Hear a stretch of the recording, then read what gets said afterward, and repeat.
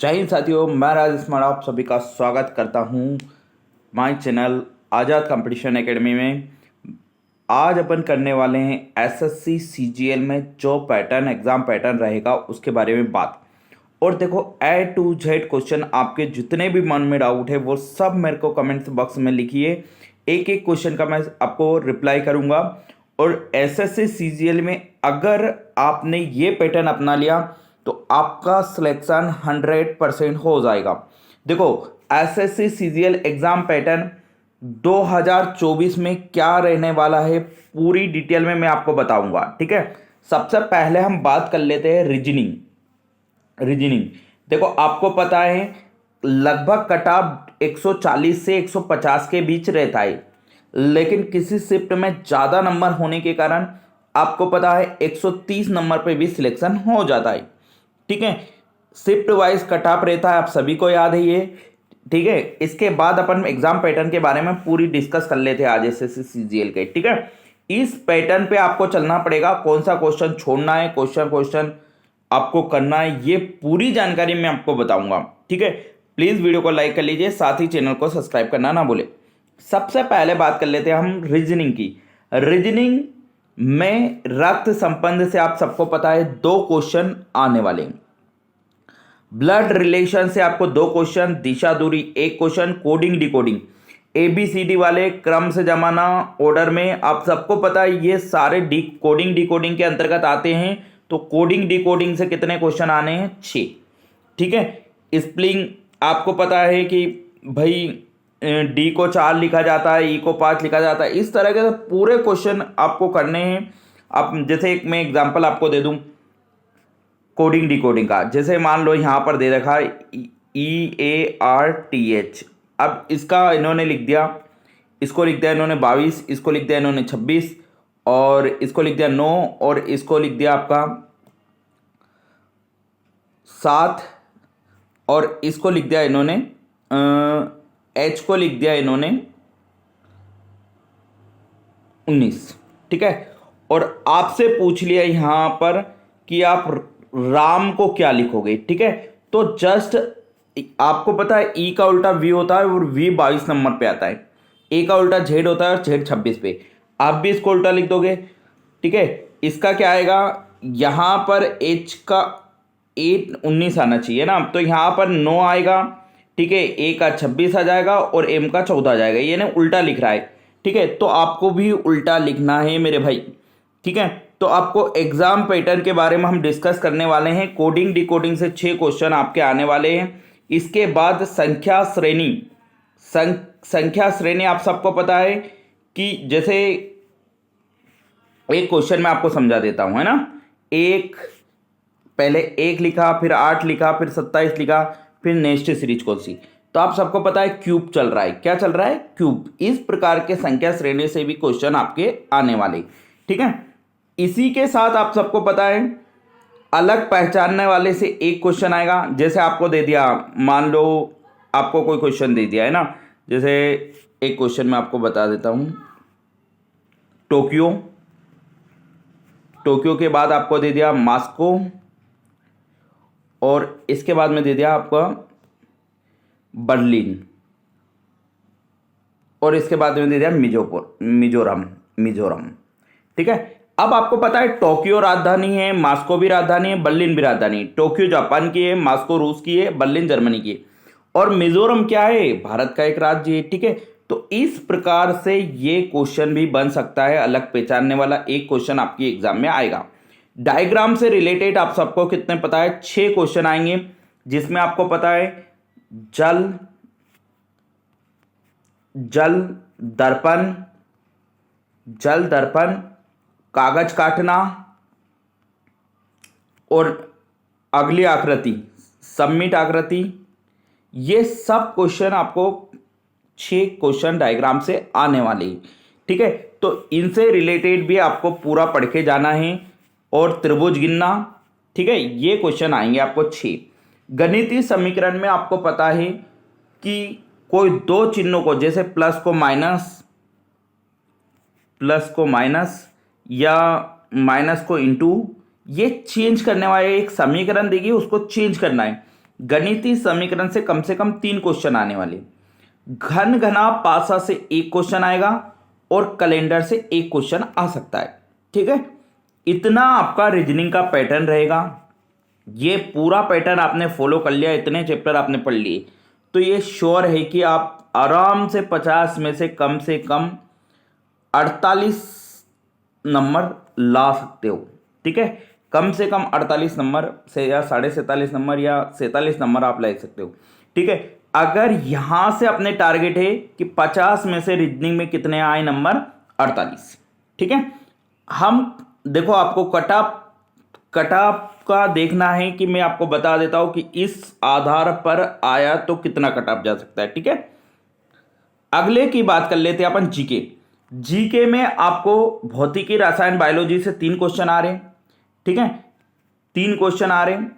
अर्थव्यवस्था के 3 आएंगे, ज्योग्राफी के 3 आएंगे, हिस्ट्री के 3 आएंगे, संविधान के 3 आएंगे, करंट अफेयर के 3 आएंगे और स्टैटिक जीके के 7 आएंगे।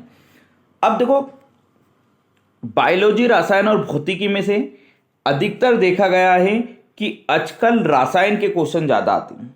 ठीक है, आपको मैं ये सजेस्ट करूंगा कि आपने पुराना अगर पढ़ रखा है तो भौतिकी, रसायन, बायोलॉजी को आप बिल्कुल भी ना पढ़ें अगर पुराना पढ़ रखा है तो, क्योंकि इनसे क्वेश्चन आपके आराम से बन जाएंगे। अर्थव्यवस्था से 3 क्वेश्चन आएंगे, जिसमें आपको एक तो पंचवर्षीय योजना और जितनी भी योजनाएं चलाई गई, ठीक है, वो, और तीसरी जैसे गरीबी से कौन सी योजना में सुधार हुआ, गरीबी, जितनी भी योजनाएं उन सबसे रिलेटेड, और पंचवर्षीय योजना, और तीसरी चीज है आप जीडीपी थोड़ा देख के चले जाओ बस। ये तीनों क्वेश्चन यहीं से बनने हैं। पंचवर्षीय योजना, जितनी योजना गरीबी के वगैरह के लिए समिति बनाई गई, वो सब, जितनी भी समितियां दे रखी है, योजनाएं और जीडीपी, बस यहां से इकोनॉमिक्स आपकी कंप्लीट हो जाएगी। ज्योग्राफी से 3 क्वेश्चन आने, और तीनों क्वेश्चन आपको बता देता हूं। एक क्वेश्चन आना है आपको जनसंख्या से, जनसंख्या आप अच्छे से कर लो। दूसरा क्वेश्चन आना है आपको जनसंख्या के बाद, देखो मेरा ये काम है कि मैं आपको एग्जैक्ट बताऊं, है ना। जनसंख्या के बाद आपको याद रखना है नदी से दूसरा क्वेश्चन, और तीसरा क्वेश्चन आप कुछ मत करो, सुरंग वगैरह है, दर्रे वगैरह है, झील वगैरह है। ठीक है, ये तीनों क्वेश्चन कर लो। विश्व भूगोल बिल्कुल भी आप मत पढ़ो, क्योंकि विश्व भूगोल से क्वेश्चन आता नहीं है। आप एक बार ये जरूर देख सकते हो, हिमालय वगैरह, मिट्टी वगैरह ये देख सकते हो। ठीक है, बस इतने में काम हो जाएगा। मेरा सजेशन है कि जनसंख्या, नदी और हिमालय, ठीक है, इन तीनों को आप अच्छे से देख के जाओ। बाकी अर्थव्यवस्था में मैंने जितनी भी पंचवर्षीय योजना हैं और समितियां हैं उन पे मैंने आपको फोकस कराए। ठीक, क्योंकि देखो एग्जाम में जो आता है वो पढ़ो, इसके अलावा मत पढ़ो लास्ट टाइम पे। ठीक है, बायोलॉजी मैंने आपको बोला कि इन सब्जेक्ट को बिल्कुल भी नहीं पढ़ो, क्योंकि पुराना नॉलेज है आपके पास इतना कि ये काम कर सकते हैं। क्योंकि आपने कम से कम अभी 2-3-4 महीने से कंपटीशन की तैयारी आप कर रहे होगे। जब भी एसएससी सीजीएल में आपने फॉर्म डाला होगा, एकदम से तो आपने डाला नहीं होगा। ठीक है, अर्थव्यवस्था में मैंने ये 2 टॉपिक बता दिए, पंचवर्षीय योजना और समितियां वगैरह, और जितनी भी योजनाएं दे रखी। भूगोल में मैंने आपको बता दिया जनसंख्या, नदी, और तीसरी कंडीशन मैंने क्या बताया आपको, हिमालय। इन्हीं से आएगा, एक भी क्वेश्चन बाहर नहीं जाएगा। हिस्ट्री में मैं आपको बता देता हूं वंश की स्थापना और नाम, किस वंश ने किसकी स्थापना करी, उनके नाम।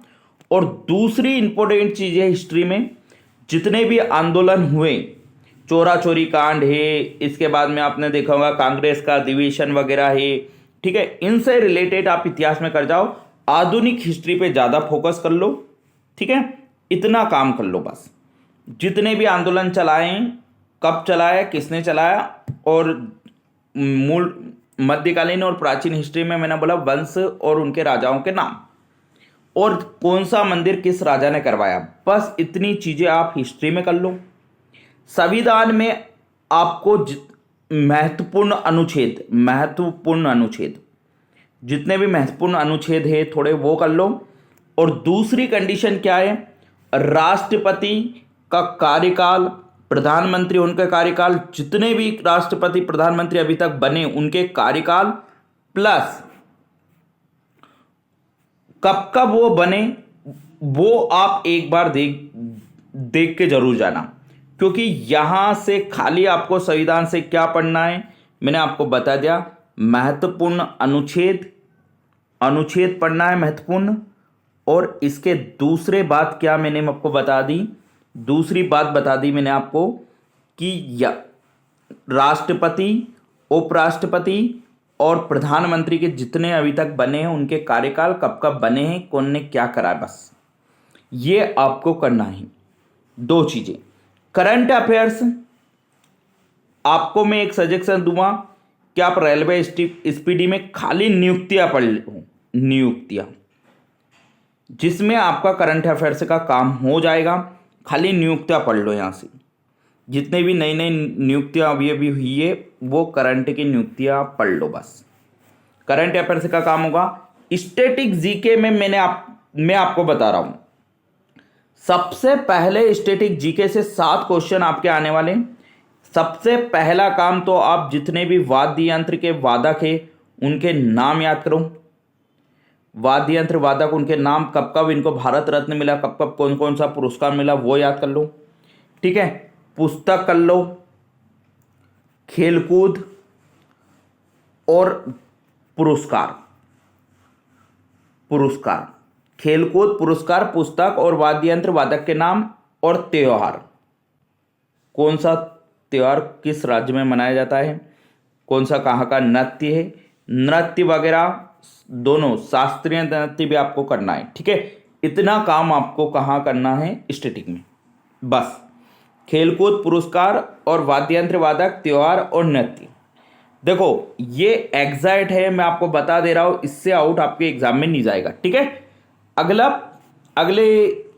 बात कर लेते हैं अपन, क्योंकि देखो यार मैं बहुत ही रिसर्च करके लगभग 3 साल के पेपर को रिसर्च करके मैंने आपको ये पैटर्न बता रहा हूं, और ये पैटर्न जिसने फॉलो कर लिया उसका काम 100% बन जाएगा। देखो जीके में मैंने आपको बता ही दिया है, भौतिकी रसायन आपको पढ़ना नहीं है। अर्थव्यवस्था में मैंने आपको बता दिया है कि खाली समितियां और पंचवर्षीय योजना पढ़नी है, जितनी भी समितियां बनाई गई वो पंचवर्षीय योजना, और थोड़ा जीडीपी और जीएनपी के बारे में समझ लेना है। ठीक है, फॉर्मूले वगैरह। भूगोल में मैंने आपको बता दिया नदी, जनसंख्या और हिमालय, बस विश्व भूगोल तो बिल्कुल भी नहीं पढ़ना है। ठीक है, इतिहास में मैंने आपको बता दिया कि राजाओं के नाम और कौन कौन से किस किस के दरबार में आए थे। जैसे आपको पता है फिरोज शाह तुगलक के दरबार में आया था मोहम्मद बिन तुगलक है इब्न बतूता। ठीक है, इसके बाद में आपको आता है हैंसोंग के दरबार में, आपको पता है हैंसोंग हर्षवर्धन के शासनकाल में आया था। ठीक है, चंद्रगुप्त विक्रमादित्य के दरबार में आया था फाहियान। ठीक है, तो ये सब आपको याद रखना है। संविधान में मैंने आपको बता दिया कुछ नहीं पढ़ना, सिर्फ राष्ट्रपति, उपराष्ट्रपति और महत्वपूर्ण कुछ अनुच्छेद। ठीक है, और महत्वपूर्ण अनुच्छेद 1 से लेके देखो सबसे ज्यादा काम आते हैं 15, 16, 17, 18, 19, 20, 21, 22, 23, 24, 25 तक याद रखें। ये इंपोर्टेंट अनुच्छेद है बस। इसके बाद में कुछ नीति निर्देशक तत्व वाले इंपोर्टेंट है, जैसे 40 है ग्राम पंचायतों का संगठन, 41, 42, ये पूरे आप याद कर लो। मतलब 1 से लेके 50 तक ज्यादा इंपोर्टेंट है। ठीक है, इनको आप देख के जाओ। इसके बाद मैंने आपको बता दिया करंट अफेयर्स में नियुक्तियां पढ़ लो, और स्टैटिक जीके में मैंने आपको बताया त्योहार, नृत्य, वाद्य यंत्र वादक, खेलकूद, पुरस्कार और पुस्तक, इतने में आपका काम बन जाएगा। नेक्स्ट बात कर लेते हैं हम मैथ्स की। मैथ्स में मैं आपको यहाँ पर मैं CI और SI का लिखना भूल गया था, इससे 2 क्वेश्चन आते हैं, और लास्ट मैंने आपको बताया था ग्राफ तो हो गया था अपना, ज्योमेट्री, ट्रिग्नोमेट्री और बीजगणित, ग्राफ। चलो आगे देखते हैं।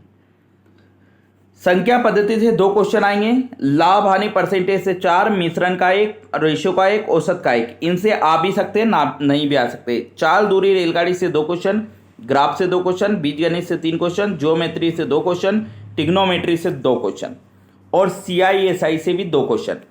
4 2 6, 6 3 9, 9 2 11, 11 2 13, 13 3 16, 2 18, 2 20, 20 और 2 22। और लास्ट टॉपिक आपका जो बचा हुआ है, ठीक है, वो है मेंसुरेशन 2D और 3D। 3D से 2D से 3 क्वेश्चन आपके आने, मेंसुरेशन से भी 3 क्वेश्चन आपके आने, ठीक है। अब फोकस करने वाला कौन सा क्वेश्चन, देखो संख्या पद्धति आपको अच्छे से पढ़ना है, अगर नहीं पढ़ी है तो नंबर सिस्टम के आपके अच्छे से क्वेश्चन करके जाना है, इकाई अंक वाले ये सब कुछ, क्योंकि इससे रिलेटेड इतने भयंकर क्वेश्चन आएंगे जो आपको एग्जाम में गलत करवाएंगे। ये सरल पैटर्न है, इसको नहीं पढ़ना है, मिश्रण को आपको नहीं पढ़ना है, रेशो को आपको नहीं पढ़ना है, औसत को आपको नहीं पढ़ना है, चाल धुरी समय वाले भी आप बना दोगे, इनको भी नहीं पढ़ना है, ग्राफ वाला भी आसानी से बना दोगे, नहीं पढ़ना है। आपको फोकस करना है अलजेब्रा के फॉर्मूले वाइज क्वेश्चन होने पे, ज्योमेट्री पे, टिग्नोमेट्री पे, SI CI पे, और आपको फोकस करना है 2D 3D और संख्या पद्धति। आपके पास 6 चैप्टर ऐसे हैं जो आपके नंबर कटवाएंगे और इन्हीं से सबसे ज़्यादा क्वेश्चन आने वाले, ठीक है। तो मैं आपको बोलता हूं कि आप इन 6 टॉपिक को अच्छे से कर लो, आपका मैथ्स में स्कोर बन जाएगा 40 से अबव, ठीक है, 40 से अबव। और किसी भी हालत में आपको मैथ्स में कम से कम 42-44 नंबर तक आपको खींचने हैं, ठीक है।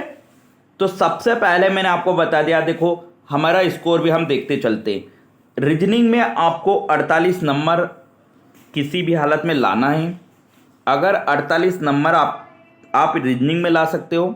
इसके बाद जीके में मैंने आपको बता दिया कि आपको यहाँ से कोई क्वेश्चन नहीं करना है, जब भी आप कम से कम मिनिमम एक क्वेश्चन आप बना दोगे, अर्थव्यवस्था आप पढ़ जाओ, समितियाँ वगैरह 2 क्वेश्चन यहाँ से बन जाएंगे, ज्योग्राफी से आप 3 बना दोगे, इतिहास से भी आप कम से कम 2 बना दोगे, संविधान से भी कम से कम 2 बना दोगे आप, करंट अफेयर्स का अगर आपने नियुक्ति पढ़ ली तो कम से कम 1 क्वेश्चन तो आप बना दोगे, स्टैटिक जीके के आपने जो बताया मैंने वो पढ़ लिया तो कम से कम 5 क्वेश्चन, 5 1 6 6 2 8 8 2 10 10 3 13 13 2 15 15 और 1 16 क्वेश्चन, यानी 32 नंबर यहाँ से बन जाएंगे आपके, ठीक है। इसके बाद आप यहां देख सकते हो, यहां से कम आपको 42 नंबर खींचना है, यहां से कम आपको 42 नंबर ये खींचना है, ठीक है। और इसके बाद आपके पास बची हुई है कौन, इंग्लिश में एंटोनिम सिनोनिम आप पढ़ लो, 4 क्वेश्चन आने हैं, आइडम एंड फेयर के 4 क्वेश्चन, स्पेलिंग मिस्टेक के 2 क्वेश्चन, क्लोज पैसेज के 5, पैरा जंपल 2, क्रम से जमाना भई है ना, ईरर 4 और पैसिवाइज नरेशन 4। अब ये इंग्लिश का पैटर्न है, मैं आपको सबसे ज़्यादा इसमें राय देता हूं कि आप एक्टिव पैसिव नरेशन की क्लासेस देख लो, किसी अच्छे टीचर से आप क्लास देख लो, और इन नरेशन पैसिव वॉइस के एक भी क्वेश्चन मत छोड़ो, 4 के 4 इसके सही हो जाएंगे आपके, ठीक है। ईरर पे आप फोकस ना करो, पैरा जंपल के आप क्लासेस देख लो, किस तरह वर्ब को आगे लेते हैं, किस तरह नाउन को आगे लेता है, प्रोनाउन को किस तरह लेते हैं, वो आप देख लो। 2 क्वेश्चन यहां से बना दोगे। स्पेलिंग क्लॉज पैसेज को अभी मैं ड्रॉप कर रहा हूं, स्पेलिंग मिस्टेक के आपको कम से कम 2 क्वेश्चन आते हैं, सॉरी स्पेलिंग मिस्टेक की आप एक बार देखना कि आई के स्थान पे ई कब लगता है, ई के स्थान पर आई कब लगता है, ये सब देख के चले जाओ। 2 क्वेश्चन यहां से, और इनमें से आप 3 क्वेश्चन आप कर सकते हो अगर आप अभी से वोकअप की तैयारी करो तो। एंटोनिम सिनोनिम आपके 3 3 6 2 8 2 10 10 4 14 क्वेश्चन इंग्लिश में बन गए। अब आपके पास बची है ईरर और क्लोज पैसेज। तो क्लोज पैसेज आप रीडिंग अगर अच्छी है तो 5 के 5 बना दोगे, बहुत सरल आता है। अगर रीडिंग खराब भी है तो 3 क्वेश्चन तो आपसे बन ही जाएंगे। बची है आपकी ईरर। ईरर में आप अगर आपकी इंग्लिश अच्छी है तो ग्रामर भी अच्छी होगी, और ग्रामर अच्छी है तो आप आसानी से कर दोगे। अगर आपको फिर भी सूझ नहीं पड़ रही है तो आप ईरर को कम से कम जो नाउन प्रोनाउन है वही आपने पढ़ लिया तो आप कम से कम 2 क्वेश्चन यहाँ से बना सकते हो। बहुत बच्चों के लिए इंग्लिश एक ऐसा सब्जेक्ट है जो स्कोर को बहुत बढ़ाता है, और बहुत बच्चों के लिए ऐसा है जो बहुत नुकसान करता है। आप किस कैटेगरी में आते हो मेरे को पता नहीं, लेकिन मैं मान के चल रहा हूँ कि आप एक नॉर्मल बच्चे हो। इस कारण मैं आपको सजेशन देता हूँ कि आप सिर्फ इतना कर दो, 18 क्वेश्चन आप इंग्लिश में कर दो, 18 दूनी 36 नंबर आपके पास हो जाएंगे। 36 नंबर अगर इंग्लिश में आए, 42 नंबर अगर मैथ्स में आए, और आपके 48 नंबर रीजनिंग में आए, और आपके 32 नंबर जीके में आए, तो 2 2 4 4 6 10 10 8 18 के 8 आते ही 1 5 3 8 8 4 12 12 3 15 158 नंबर बन रहे। आपका इसमें भी आपके 8 नंबर भी गायब होते तो फिर भी आपका सिलेक्शन 101% हो जाएगा। ठीक है, अगर मैंने ये पैटर्न समझ में आया और आपको वीडियो अच्छा लगा तो आप प्लीज़ वीडियो को लाइक कर लीजिए, साथ ही चैनल को सब्सक्राइब करना ना भूलें। दूसरी बात मैं इंपॉर्टेंट बोल रहा हूँ, अगर इन टॉपिक से रिलेटेड आपको क्वेश्चन चाहिए कि सर कैसे क्वेश्चन बनेंगे, कहाँ से क्वेश्चन बनेंगे और किस किस हिसाब से हम तैयारी करें, तो आप कमेंट्स बॉक्स में लिख दीजिए। मैं आपको हर एक सब्जेक्ट का डेली एक एक वीडियो प्रोवाइड करूँगा, जिससे आपको ये लग जाएगा कि एग्ज़ाम में यही आना है, यही पढ़ना है। आपने वो क्लासेस अगर पढ़ ली मैथ्स, रीजनिंग, जीके, साइंस की, तो आप 100% सिलेक्शन हो जाओगे, ये मेरी गारंटी है। तो आप प्लीज़ कमेंट्स बॉक्स में लगिए जिस चीज़ को भी दिक्कत आ रही है। ठीक है, और मिलते हैं किसी नेक्स्ट वीडियो में। जब तक के लिए जय हिंद, जय भारत।